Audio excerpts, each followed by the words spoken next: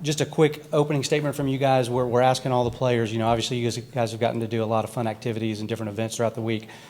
For each one of you, what's been the highlight of the week for you, the thing that you'll really take home that you're going to remember? I would say Family Feud, just because I'm so competitive, Family Feud. I grew up watching Family Feud. I always wanted to be on the show, so it was a good experience, just to be there. Yep. All right, Brock, what about you? I'd say just hanging out in the hospitality suite at the hotel. Just playing ping pong, playing pool, and just hanging out with everyone. I've been beating them every time in pool, by the way. That's a lot. I'd say Family Feud as well. Just seeing those guys react as the game went on, and Georgia ended up winning that. It was just a fun moment, a moment that I remember, because I had the camera out, walking around and putting the camera in front of my guy's face and stuff like that. So I'm definitely going to remember that moment, just seeing them smile and being able to enjoy themselves. So. Yep. You guys were into it. That was a fun event. Okay, great. We'll go ahead and jump into questions. Raise your hand. We'll get a microphone to you. All right. My rock-solid star right here, front and right. Yeah, Broderick, a lot of really talented edge rushers. We've already talked about it a lot in here. How have you gone about studying them? What do they bring to the table? And I guess, is there any difference between 9, I think it's 44, and 32? I really don't try and just single out one specific player at a time. I would rather just watch the whole scheme of the game just because of, they switch so many people out every time. So I just try and look at the scheme and how they will play if certain people were in. I just don't try and single out, 44 or 9, even though they're great pass rushers. They'll be a big challenge for us. But I believe at the end of the day, it's really about the defense as a whole and the way we play, and not just the specific 2 players. Next question. All right, over here, third row on the left. Kind of gotten glimpses of Stetson's swagger throughout the year. The Tennessee game with the "Call Me" sign after that. Any funny stories in the huddle of him just talking trash, getting you guys fired up about the next play, something he sees open, kind of guaranteed victory kind of a thing? Let me think about that real quick. You said funny moments of Stetson in the huddle? I can remember, let me think. I can remember we playing in the cold game. I think this was Kentucky, it just being so cold out there. And he, being a quarterback, you got to be able to call plays. And, looking at the wristband, he's shivering because, and, he, said a word wrong. And we all knew what he was meaning because we looking at it too as well. But, just being able to, being cold out there, shivering and stuff like that, it sounded funny. And, we laughed about it, but we also knew that it's time to go out there and play. So. All right, Brock, what about you? Funny Stetson stories. Man.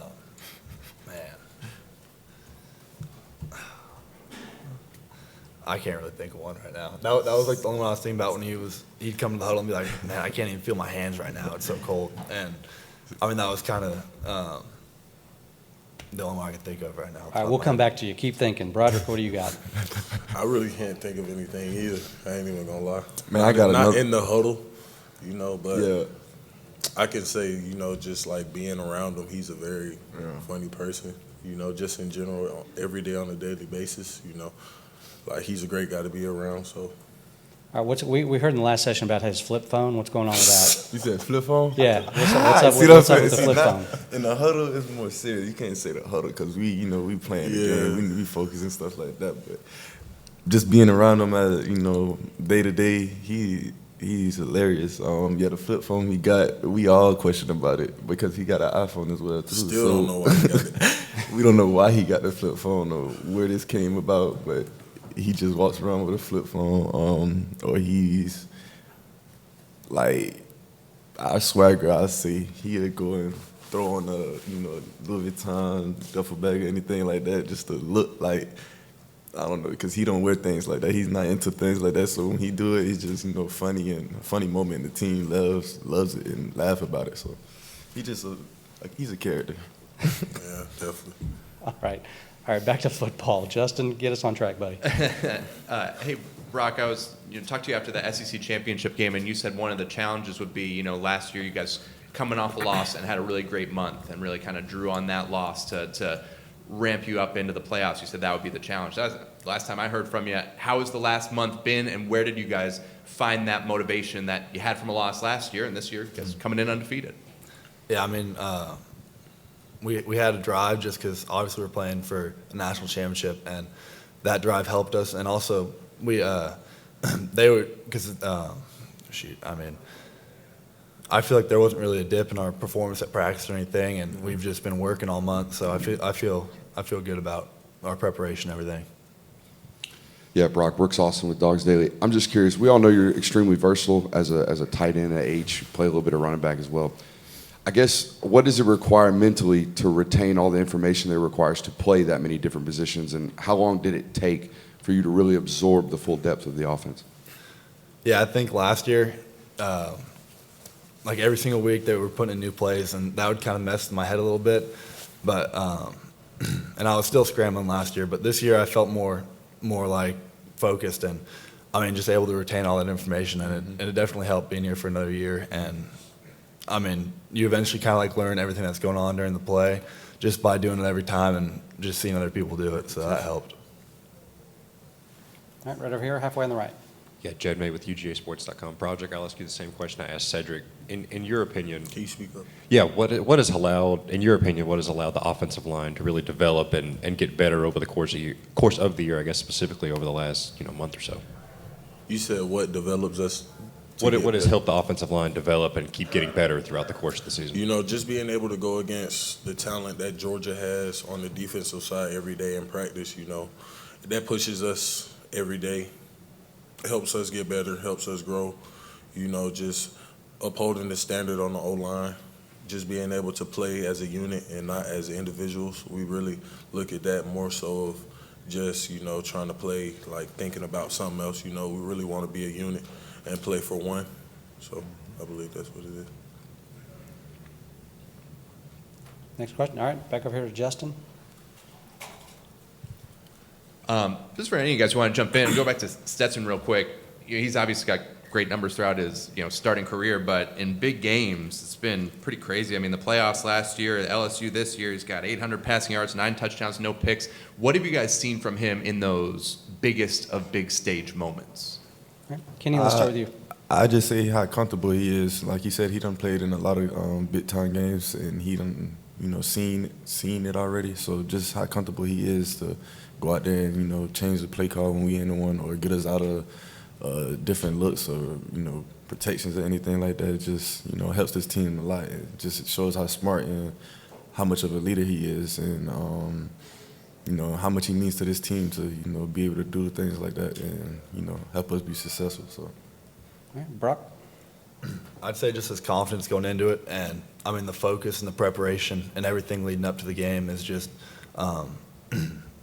helps him a lot during the game. And I mean he just comes out and performs on the big stages. So that's really good for our team. So.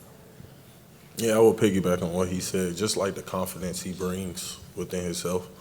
Like he's very confident about his game, very confident about the game plan, and what Coach Monken has, implemented, just being able to showcase what he can do, being at the size he is, just being that way on and off the field. Like him, his calmness throughout the storm, he never lacks.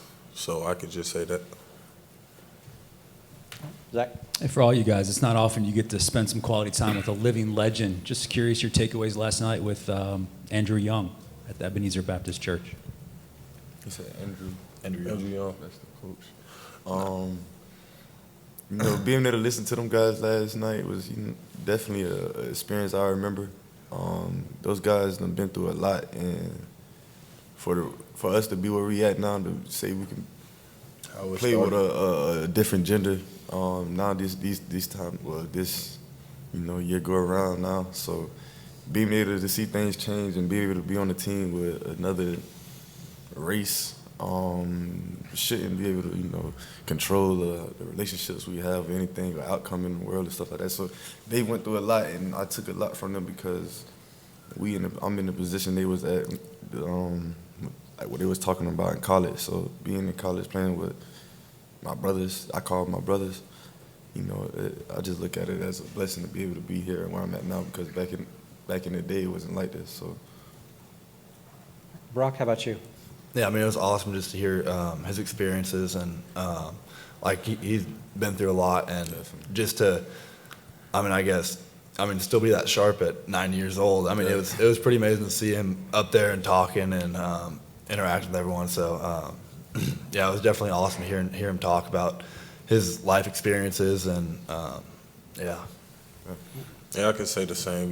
Just him being 90 is crazy. I would say that, and just him telling us stories. He told one story about Herschel Walker and how he had met Herschel Walker, and how he asked him how he could beat like someone in a race. I can't remember who it was. His sister, yeah. And he told him he had to do 100 push-ups, 100 sit-ups, and find a hill every night to run up and down. So, that was just a great moment, just listening to the stories and, how he came up and just learning more about what happened and what went on back in the day. It was a great experience just to sit there like live and watch him talk about his past events, what had happened in his life, live, because I was sitting in the front row right there, locked in, listening to everything he was talking about, so it was a good experience. All right, over here, back on the right side. Yeah, for each of you guys, Stetson was saying that Coach Monken has really helped him understand the game of football a lot more. I guess for each of you guys, how has Coach Monken helped you develop your understanding of the game of football over the last 3 years he's been here? I'd say Monken is a talented offensive coordinator, so he knows the way he take the game is so serious, and he knows things that I'll never think of. So just be able to pick his brain, even if it's running a route, picking up a block, footwork, anything. He just he give us little ticks and nats and stuff like that we can carry on for the next level because he's been there, and that's somewhere we want to go. So just buying into and listening to what he's saying is definitely taught me a lot because he's been an offensive coordinator in the highest level, and he knows what he's talking about. So I just listen to him. Yeah, I learned so much until I got here. Like in high school, I really didn't know anything about like what to look for and like on film and like opposing defense and everything. And then when I got here, he taught me so much about how to know if someone's coming on like on a blitz or what coverage they're going to, like pre-snap reads and everything like that. And just having the knowledge he has and being able to share it with us, it's just we got to listen to him just because he knows so much, and it definitely helps me a lot. Yeah, I would say the same thing Brock said. Just like with everything that he knows, it's hard just not to listen to what he has to say sometimes because he knows so much. He's been there, he's done that, at the next level. So, we're all trying to get there to the next level. So just being able to pick his brain and figure out things that you may have not known or you may have known, and he can give you a better understanding still just because he knows so much about it. And, picking his brain, just learning more about defenses, schemes, what they may do just based off what they look, just based off the looks that they give. So I believe that's a great thing for him to do, just being able to coach every position too. Like he doesn't just single out one position like quarterbacks. He watches the wide receivers, he watches the tight ends, he watches the O-line, and it's just great, just being able to get that coaching.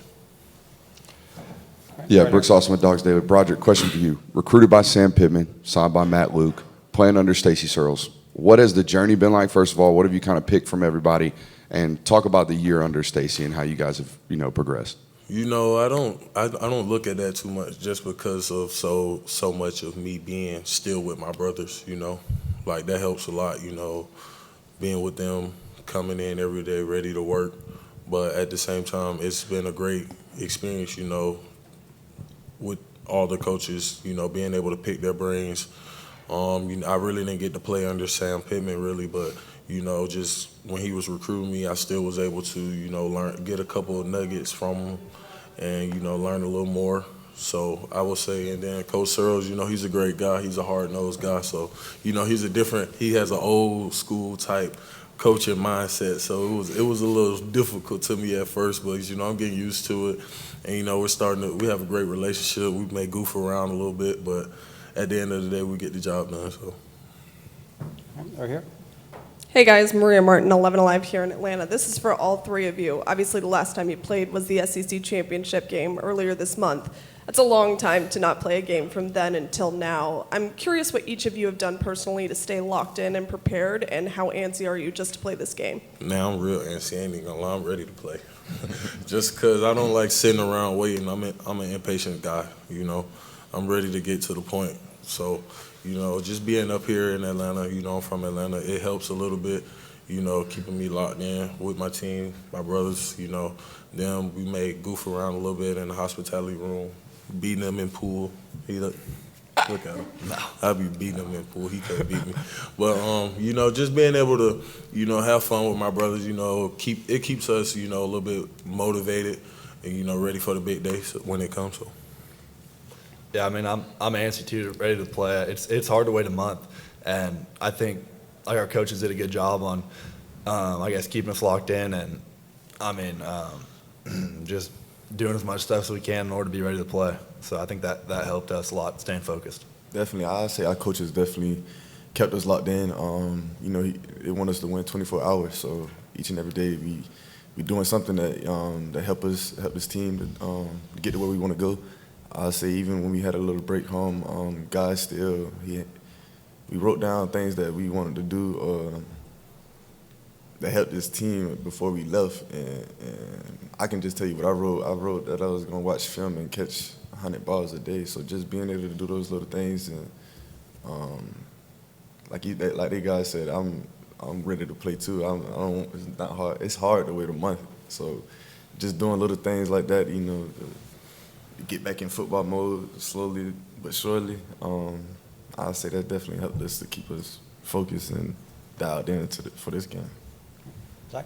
Broderick, do you ever get jealous that Jalen gets to come in and play offense and look cool, and you guys always do the dirty work, and you never get to sack guys, hold up number one fingers, anything like that? Nah, man, I don't get jealous. I just, I come in ready to do whatever I have to do for the team, just like him. Him being a bigger body and being so dominant, having him behind me, it makes my job easier a little bit. I ain't even gonna lie, just because he can come through them all people and make a hole. Like all the running back got to do is follow him, and it's a touchdown.